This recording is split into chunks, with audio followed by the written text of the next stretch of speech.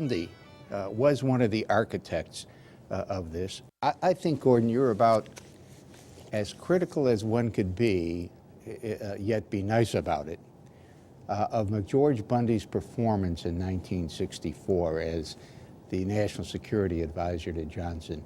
Would you please elaborate on what you think he didn't do that he should have used the year 1994 to do? There was no decision on Vietnam in 1964 to escalate. There was no decision in 1964 to resolve. There was very little fertility of imagination about what we would do and when we would do it if we stayed. There was a discussion of and rejection of the possibility of neutralization, which was what happened in Laos. The large powers convened and made a formal agreement to neutralize Laos. It would neither be a Western nor a communist state. It would be neutral. And as I reflected on the missed opportunity of 1964, it became clear to me that there was a chance for Bundy to compose an EXCOM for the Vietnam War. The EXCOM, or Executive Committee, was the apparatus that gamed out the different scenarios in the Cuban Missile Crisis.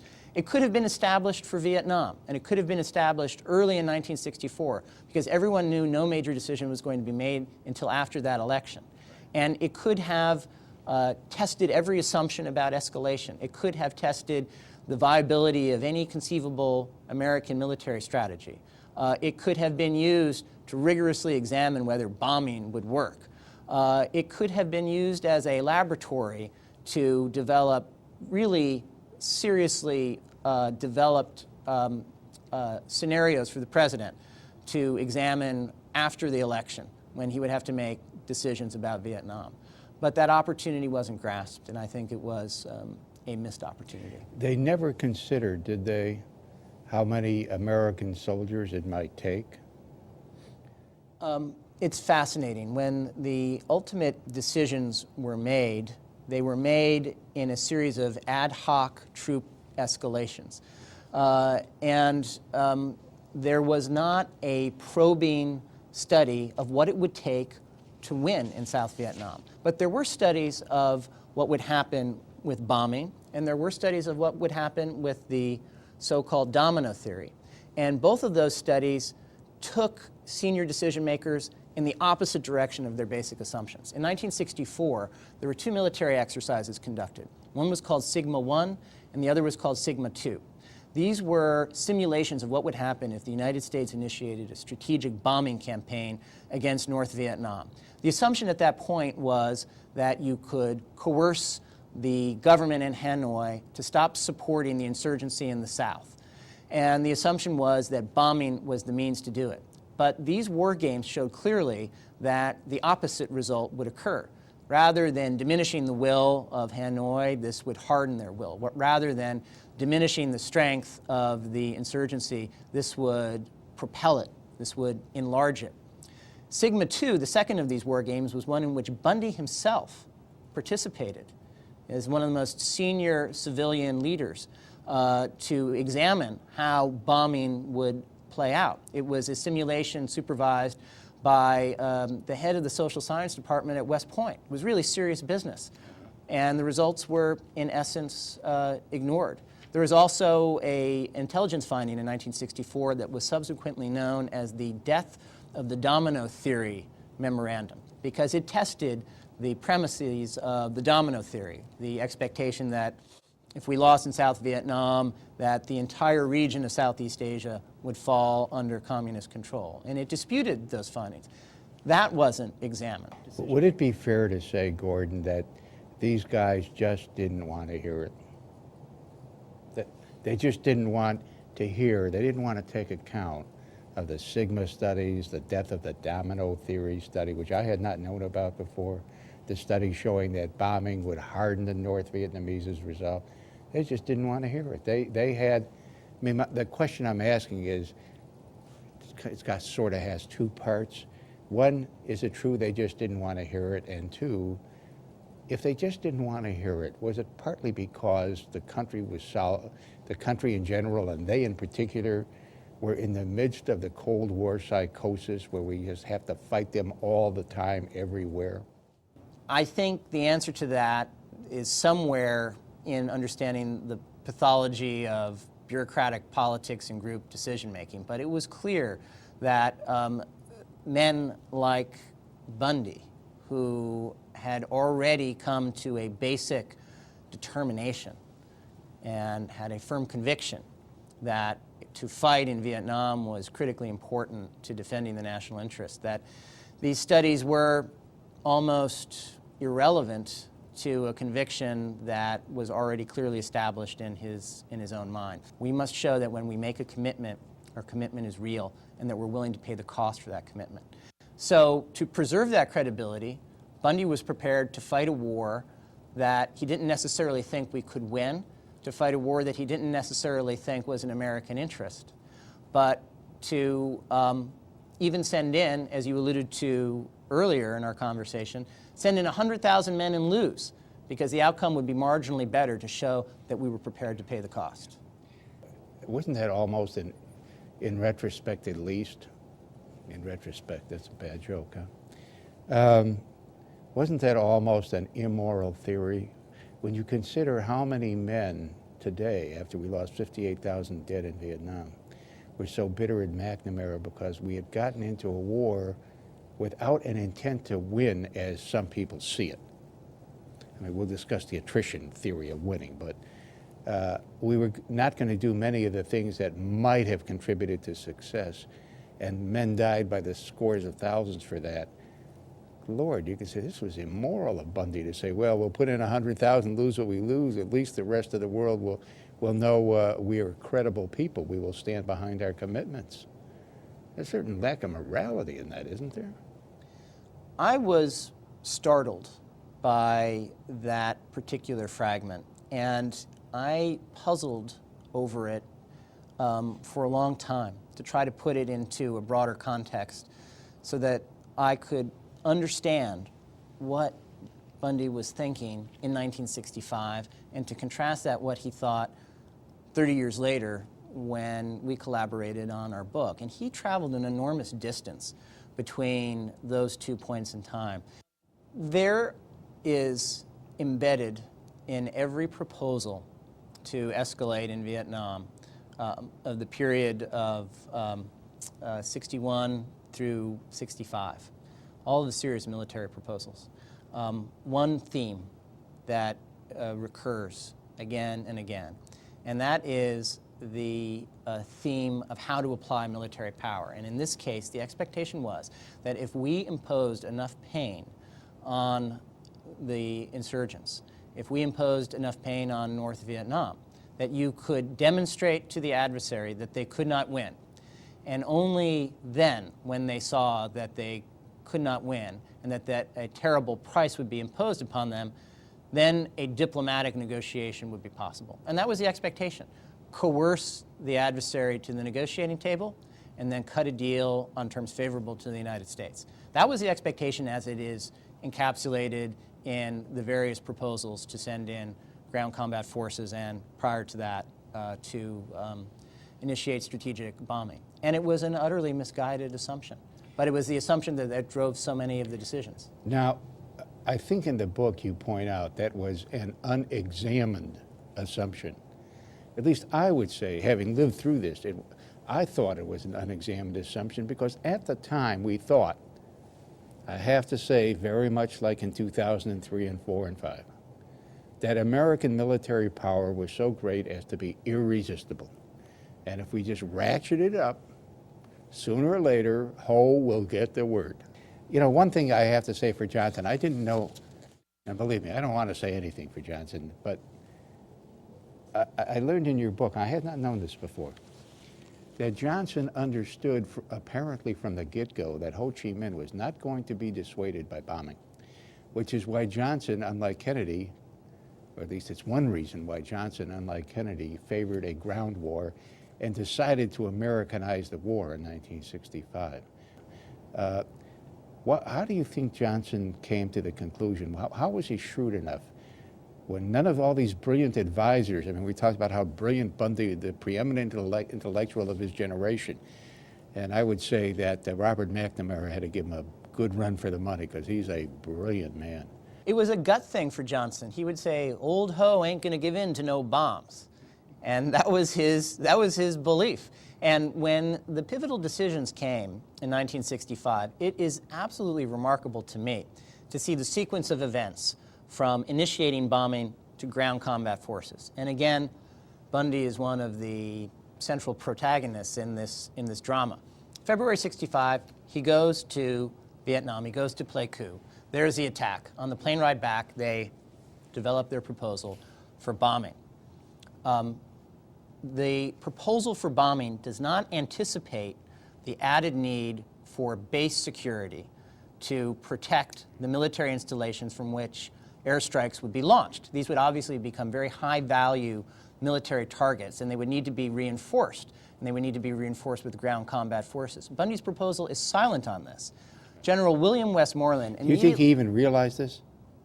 It's one of the questions that I was never able to answer. General William Westmoreland immediately pounces on this oversight and says, we're going to have to significantly increase the troop presence to protect these air bases once airstrikes are initiated. And there is an intense and angry debate between Westmoreland, who's the top military commander, and General Max Taylor, who had been Kennedy's private military advisor and had been sent to South Vietnam as ambassador. And it's remarkable to read how prescient Taylor was. He says to Bundy and to the president, don't do this. This is the first increment of what will be an ever widening and growing demand for American ground combat forces. That if you cross that line, you'll never go back. Don't do it. This has been our policy all along to not deploy ground combat forces. We can't break that policy here. And you got to protect the people who are protecting the base, and pretty soon you go out and you're searching. And you expand the perimeter, and you liberalize the rules of engagement, and all of a sudden you've got a ground war on your hands. Do you think this is what, or is this what Halberstam meant in The Best and the Brightest? I think it was, but somewhere where he said, and you quote him or discuss him, once you start listening to the military, once you start combat, the military's idea will take over because it's just a matter of logic. If you're going to have an air base, you got to protect it. If you're going to have people protecting the perimeter, you got to protect them, and so on and so forth. But I mean, this is an example of what Halberstam was talking about, isn't it? I think it is, and it also underscores how military conditions themselves will dictate what your strategy will be rather than how your strategy is going to define military conditions. And you know what, one can't avoid wondering whether we're doing the same thing in Afghanistan today, because now that conventional warfare has failed in Afghanistan, on the day that we're taping this, which is, I don't know, what is this, May 12th? Now we're gonna change our strategy. We put in a new general. We're gonna do more of the anti-guerrilla warfare type thing, and you just can't help wondering whether Obama, like Johnson before him and Kennedy too, perhaps, is temporizing, and is listening to ideas which are just going to suck us in further and further. And as I say, is temporizing because he doesn't want to harm the rest of his program, which was really a big part of the story about Johnson, was it not? You know, the parallels between Vietnam and Afghanistan are truly striking and truly troubling. I don't know the way out of Afghanistan. We've been there for 7 years, and we've been unsuccessful in our effort to eradicate the Taliban and bring stability to that country. But both in Vietnam and in Afghanistan, you have a large neighboring country that supports and reinforces an insurgency. In both Vietnam and Afghanistan, we have essentially a corrupt or incompetent client government in power. In both of these cases, we are not fighting a conventional war. We're fighting an insurgency, which we are the least well poised to prevail in, than in any other form of military conflict. And in both of these situations, we now confront a potentially diminishing basis of political support here and internationally for a conflict that doesn't seem to have any discernible endpoint in sight. So it really is an extremely difficult problem. Today I'm announcing a comprehensive new strategy for Afghanistan and Pakistan. And this marks the conclusion of a careful policy review led by Bruce that I ordered as soon as I took office. My administration's heard from our military commanders as well as our diplomats. We've consulted with the Afghan and Pakistani governments, with our partners and our NATO allies, and with other donors and international organizations. We've also worked closely with members of Congress here at home. And now I'd like to speak clearly and candidly to the American people. The situation is increasingly perilous. It's been more than 7 years since the Taliban was removed from power, yet war rages on. Insurgents control parts of Afghanistan and Pakistan. Attacks against our troops, our NATO allies, and the Afghan government have risen steadily. And most painfully, 2008 was the deadliest year of the war for American forces. You said at lunch that you feel, this truly resonated with me, you feel that we keep making the same mistakes. One thing that I thought was astonishingly striking in your description of Bundy's views was that he seemed not to care about the enemy's capabilities and reactions in deciding what to do and giving advice. My question, how can a guy who was supposed to be so bright have made such a fundamental mistake, if I understand correctly what I read, as not to be concerned with the enemy's capabilities and intentions? What I've tried to do with my book is look at Bundy's particular perspective and role, both then and retrospectively. And the best answer I can come up with to your question is that the man who looked back at his decisions 3 decades earlier was a fundamentally different man than made those decisions. As we've discussed previously, the persona of Bundy in power is of a man of arrogance and hubris and overconfidence. Something Lincoln once said that, not very widely known, went something like this. This nation could be invaded by all the armies of Europe led by Napoleon, and they would never water their horses in the Ohio. And the people in Vietnam and now some people in Afghanistan used to say something like that. In 20 years, you'll be gone, but we'll still be here. And this was precisely the message that one of Bundy's top aides on the National Security Council, a man named Jim Thompson, tried to communicate to Bundy in December of 1964.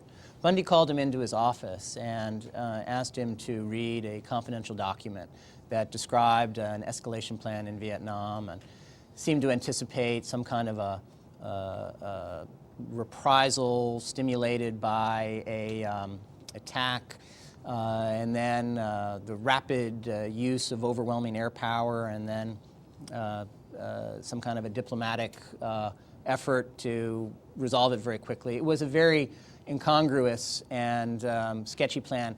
Yet what Thompson remembers from the meeting is the discussion they had about the efficacy of bombing. And Thompson said to Bundy, you know, Mr. Bundy, what really concerns me about this is that at the end of the day, the Vietnamese know that we're not going to stay there and that we will leave, yet they have no place to go.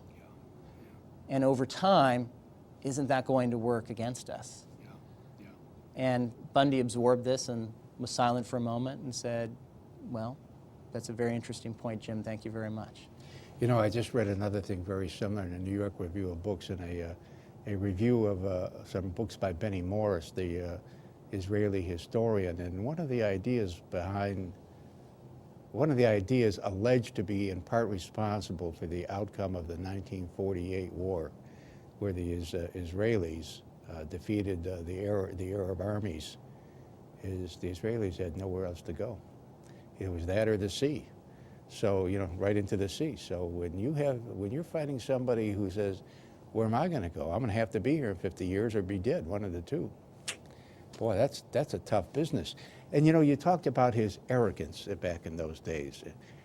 I had a sense, Gordon, that's why they blew off George Ball all the time and contented themselves, and this is so human. You see this in meetings all the time. You content yourself with destroying the other guy's argument, never considering whether your argument may be worth a darn. I have a sense that happened here, and I have a sense it's partly due to arrogance and conceit. And what happened in that meeting was dispiriting to Ball and tragic, really, for the outcome in Vietnam.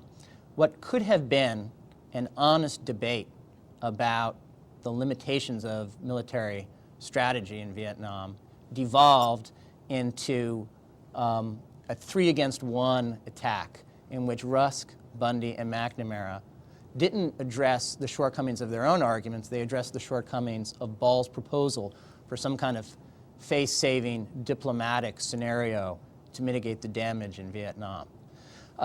They put him in the position of having to explain why his proposal would succeed rather than defending why their proposals for escalation would be valid. And this was symptomatic of the way decision-making was conducted in the Johnson administration. They didn't necessarily look at the viability of their own proposals. They looked at the cost of pursuing alternative courses of action like diplomacy. You look at one side, you ignore the other side. You know, there's what should be a famous statement of American history, but is largely forgotten.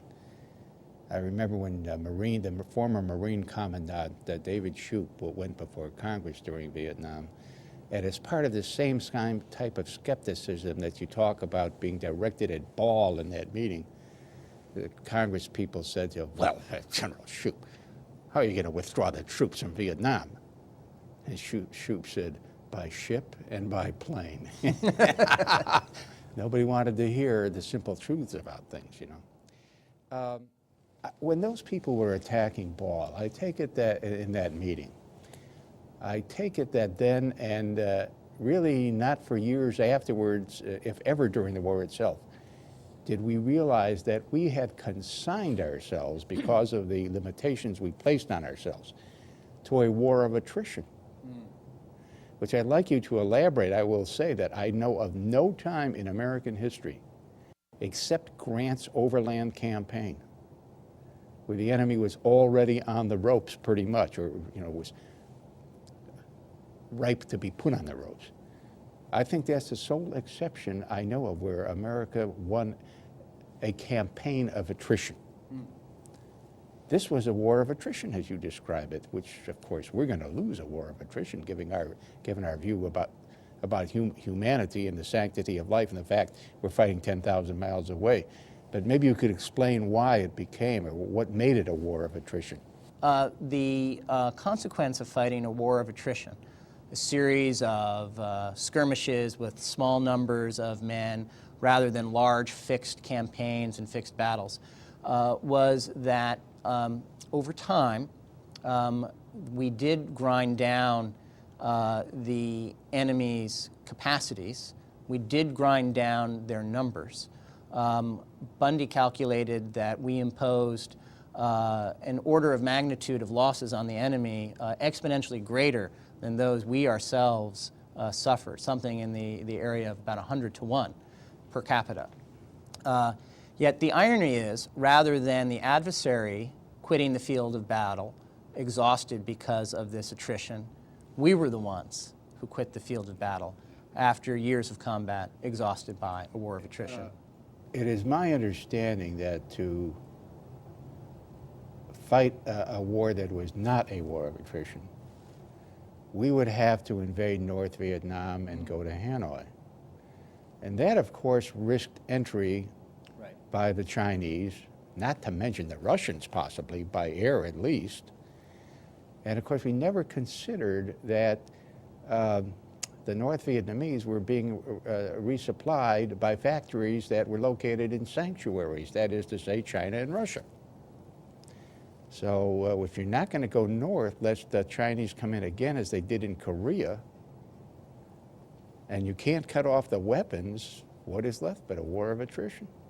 And this is something that needed to be gamed out and clearly articulated for the benefit of the president and his top advisors when they decided to escalate in 1965, because it was a clearly obvious scenario that we would confront. Look at all the things that they took off the table. Diplomacy was taken off the table. The senior decision makers believed that this was much like the Korean War and that we had to go in and make a stand. There was an expectation that we would not invade North Vietnam for the reasons that you mentioned. It would trigger China's entry into the war. We would continue to confront the problem of the Ho Chi Minh Trail, the lines of communication and resupply from North Vietnam into South Vietnam. We wish to emphasize we seek no wider war. Our response will depend upon the action of the aggressors, in this case the North Vietnamese. The key to the situation remains the cessation of infiltration from the north into the south. And I think you had asked me in a previous conversation, do you think 100 years from now, Lyndon Johnson will be remembered more for one of his great achievements, the Civil Rights Act, or more for Vietnam? I think he'll be remembered more for Vietnam than for any of his legislative victories, as important as they are, because I think they would have evolved over time. But Vietnam was a war of choice, not a war of necessity, and that's how Lyndon Johnson will be remembered. Interesting. They would have evolved over time. And isn't it a shame that even though they would have evolved over time, he certainly speeded them up, and there'd be no Obama today were there not the Civil Rights Acts of 64 and 65, and yet, you think with obvious reason behind your thought that he will be remembered more for Vietnam than for his civil rights work. Shows how shockingly terrible the situation and the times were.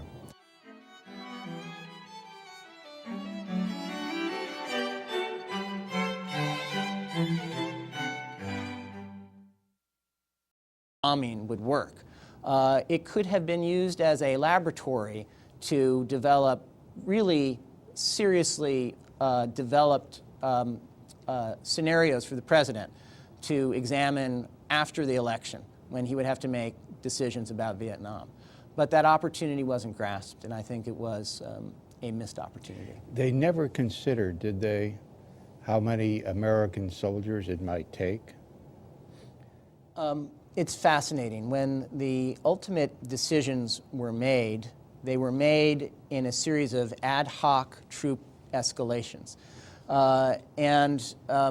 There was not a probing study of what it would take to win in South Vietnam. But there were studies of what would happen with bombing, and there were studies of what would happen with the so-called domino theory.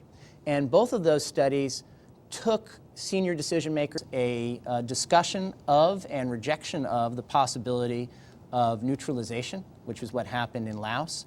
The large powers convened and made a formal agreement to neutralize Laos. It would neither be a Western nor a communist state. It would be neutral. And as I reflected on the missed opportunity of 1964, it became clear to me that there was a chance for Bundy to compose an EXCOM for the Vietnam War. The EXCOM, or Executive Committee, was the apparatus that gamed out the different scenarios in the Cuban Missile Crisis. It could have been established for Vietnam, and it could have been established early in 1964 because everyone knew no major decision was going to be made until after that election. And it could have tested every assumption about escalation. It could have tested the viability of any conceivable American military strategy. It could have been used to rigorously examine whether bombers in the opposite direction of their basic assumptions. In 1964, there were two military exercises conducted. One was called Sigma 1, and the other was called Sigma 2. These were simulations of what would happen if the United States initiated a strategic bombing campaign against North Vietnam. The assumption at that point was that you could coerce the government in Hanoi to stop supporting the insurgency in the South. And the assumption was that bombing was the means to do it. But these war games showed clearly that the opposite result would occur. Rather than diminishing the will of Hanoi, this would harden their will. Rather than diminishing the strength of the insurgency, this would propel it. This would enlarge it. Sigma II, the second of these war games, was one in which Bundy himself participated as one of the most senior civilian leaders to examine how bombing would play out. It was a simulation supervised by the head of the social science department at West Point. It was really serious business. And the results were, in essence, ignored. There was also an intelligence finding in 1964 that was subsequently known as the death of the domino theory memorandum, because it tested the premises of the domino theory, the expectation that if we lost in South Vietnam, that the entire region of Southeast Asia would fall under communist control. And it disputed those findings. That wasn't examined. Would it be fair to say, Gordon, that these guys just didn't want to hear it? That they just didn't want to hear, they didn't want to take account of the Sigma studies, the death of the domino theory study, which I had not known about before, the study showing that bombing would harden the North Vietnamese as a result. They just didn't want to hear it. They had, I mean, the question I'm asking is,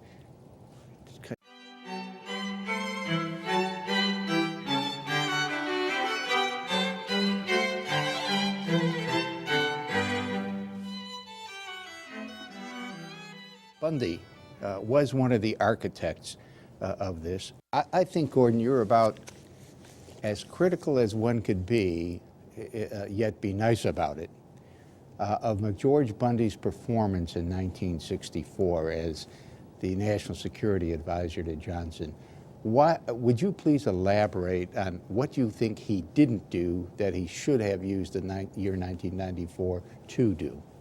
There was no decision on Vietnam in 1964 to escalate. There was no decision in 1964 to resolve. There was very little fertility of imagination about what we would do and when we would do it if we stayed. There was